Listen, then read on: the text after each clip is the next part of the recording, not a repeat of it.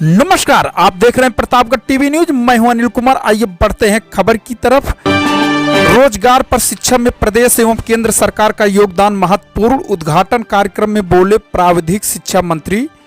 आजपुर देवसरा थाना क्षेत्र के नारायण विधि महाविद्यालय का किया उद्घाटन।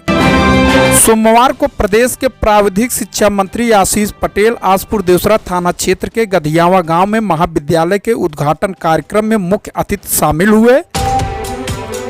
कार्यक्रम में बोलते हुए प्रदेश सरकार की विभिन्न उपलब्धियों को बताया। कहा कि सरकार प्राथमिक शिक्षा और प्राविधिक शिक्षा में सरकार ने तेजी से विकास कर रही है। रोजगार परक शिक्षा पर केंद्र की मोदी सरकार व उत्तर प्रदेश सरकार विशेष योगदान दे रही है। कॉलेज परिसर में प्राविधिक शिक्षा मंत्री का नारायण विधि महाविद्यालय के संस्थापक प्रबंधक शशिकांत पांडे, नारायण महाविद्यालय के प्रबंधक शिवव्रत पांडे, संरक्षक धीरज पांडे के साथ शिक्षकों ने जोरदार स्वागत किया। उसके बाद उन्होंने सरस्वती की मूर्ति पर माल्यार्पण किया। शिक्षा मंत्री ने विद्यालय परिसर में स्थित प्रबंधक की माता स्वर्गीय शुभराजी और पिता स्वर्गीय राजनारायण पांडे की मूर्ति पर माला पहनाई। उसके बाद नारायण विधि महाविद्यालय का फीता काटकर उद्घाटन किया। एलएलबी के छात्रों को शिक्षा मंत्री द्वारा किताब वितरण किया गया।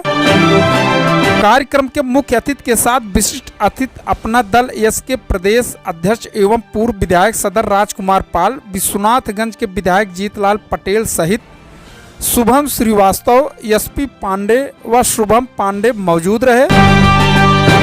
प्रदेश में 80 सीटों पर लड़ेगी पार्टी। मीडिया के सवालों का जवाब देते हुए कहा, लोकसभा चुनाव 2024 में हमारी पार्टी उत्तर प्रदेश के 80 सीटों पर सहयोगी दलों के साथ चुनाव में जाएंगे।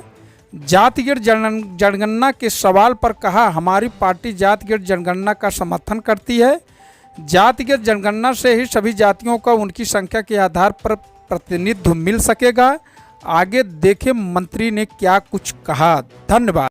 अपना दल वहां लड़ाएगी तो हम तो 80 सीट पे लड़ेंगे। उत्तर प्रदेश में एनडीए गठबंधन में अपना दल यस कितने सीटों पर अपने प्रत्याशी करेगा? मैं फिर कह रहा हूं 80 की 80 सीटों पर अपना दल लड़ेगी।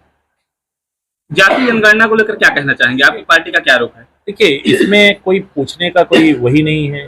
प्रारंभ से हमारी पार्टी जातिगत जनगणना का समर्थन करती रही, आज भी समर्थन कर रही। अपने स्टैंड से हटने का कोई सवाल ही नहीं होता। लेकिन अभी हाल ही में अपने देश के यशस्वी प्रधानमंत्री जी ने कहा है कि गरीबों की जनगणना होनी चाहिए, क्योंकि बिहार ने जाति जनगणना का एक आंकड़ा लागू किया है, जारी किया है। मैं आपसे एक बात बता दूं, माननीय प्रधानमंत्री जी ने हमेशा से सामाजिक न्याय के विषयों को महत्व दिया है और उन्होंने बहुत सारे विषयों को हल भी किया है।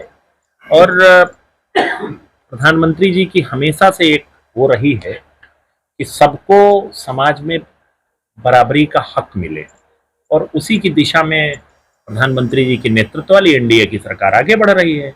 और अपना दल जब ऐसे कोई विषय उसके संज्ञान में आता है तो उनको उठाता है और उस पे सोल्यूशन भी लेके आता है। इस समय आप प्रतापगढ़ जिले के पट्टी विधानसभा में आए हुए हैं। जैसा कि पट्टी विधानसभा में यहाँ के भाजपा की सीट से मंत्री जी जो थे इससे पूर्व में वो चुनाव हारे थे, तो क्या लगता है आपकी बार जो लोकसभा का चुनाव होने जा रहा है प्रतापगढ़ में, प्रतापगढ़ से अपना दल अपना प्रत्याशी उतारेगी या गठबंधन का प्रत्याशी होगा? यहाँ से फिर मैं आपसे कह रहा हूँ, यहाँ से भारतीय जनता पार्टी, अपना दल, निषाद पार्टी और सुहेल देव समाज पार्टी का प्रत्याशी होगा। लोकसभा चुनाव 2024 में कितनी सीटें लेकर आ रही है आपकी पार्टी? मैं फिर आपसे कह रहा हूँ, गठबंधन कितनी सीटें लेके आ रहा है उत्तर प्रदेश में? हम 80 की 80 सीटें उत्तर प्रदेश में जीतने जा रहे हैं। सर, गठबंधन को किस तरह नजर से देखते हैं?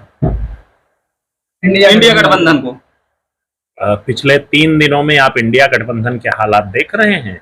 इसके बाद भी मुझे कुछ बोलने की जरूरत है तो मैं बोल दूं। सर, एक सवाल है कि पट्टी विधानसभा में भी अभी आप हैं। इसके पहले भाजपा से माननीय मोती सिंह जी थे, वो उनकी करारी शिकस्त दी थी सपा के विधायक राम सिंह ने। तो क्या अब की बार आपकी पार्टी इस सीट पर अपने प्रत्याशी उतारेगी? लोकतंत्र में जीत हार होती रहती है और 2027 का जब समय आएगा तो ये कौन कहां से लड़ेगा चुनाव। हम पिछली बार 2 सीटें लड़े थे, विश्वनाथगंज और सदर जी। 2022 में हमें 1 सीट छोड़नी पड़ी।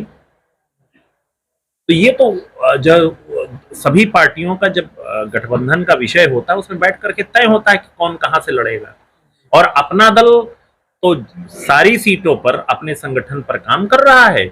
जहां उसको लड़ने का मौका मिलता है वहां वो लड़ता है, जहां सहयोगी दल लड़ते हैं उनको जिताने का काम करता है। प्रतापगढ़ पहुंचे हुए हैं, आप प्राथमिक शिक्षा मंत्री हैं उत्तर प्रदेश शासन में, तो यहाँ पे एक शिवसत इंजीनियरिंग कॉलेज है जो लगातार जब से निर्माण हो रहा था तभी से विवादों में है, उसको लेकर आप क्या कहना चाहेंगे? देखिए, हमारी सरकार अनर्गल विवादों में न पड़ करके रिजल्ट की ओर बढ़ती है और मैं बड़े गर्व के साथ आपको बताना चाह रहा हूं, प्रतापगढ़ इंजीनियरिंग कॉलेज में इसी सत्र से पढ़ाई प्रारंभ हो गई है। बिल्डिंग का कार्य अपना चलता रहेगा, लेकिन यहाँ प्रतापगढ़ इंजीनियरिंग कॉलेज के स्टूडेंट जो हैं बगल के सुल्तानपुर के एनआईटी में इस सत्र से अपना प्रवेश प्रारंभ कर चुके हैं। ये प्रतापगढ़ जनपद के लिए गर्व का विषय है। मतलब एडमिशन केनाई में होगा और संचालित एडमिशन प्रतापगढ़ इंजीनियरिंग कॉलेज में होगा, कक्षाएं उनकी केनआईटी सुल्तानपुर में संचालित होंगी। जैसे ही बिल्डिंग ये कंप्लीट हो जाएगी, कुछ दिनों में, अगले कुछ दिनों में बिल्डिंग कंप्लीट हो जाएगी तो बच्चे यहाँ शिफ्ट हो जाएंगे, यहाँ अपना रहना शुरू करके यहाँ पढ़ाई शुरू कर देंगे। महाविद्यालय में आपका आगमन हुआ है, तो उस विधि महाविद्यालय के लिए और प्रतापगढ़ के लिए क्या कुछ सोचे हैं या कुछ कहना चाहेंगे? देखिए, सबसे पहले तो मैं पूरे प्रबंध तंत्र को, नारायण विधि महाविद्यालय का जो प्रबंध तंत्र है, मैं उसको बधाई देता हूं। और जिस तरह की यहाँ की भौगोलिक परिस्थितियां हैं, उन भौगोलिक परिस्थितियों में इन्होंने जो एक इस अति पिछड़े क्षेत्र में एक शिक्षा की जो ज्योति जलाई है, उसके लिए मैं प्रबंध तंत्र को और विशेष रूप से जज साहब को मैं बधाई देता हूं।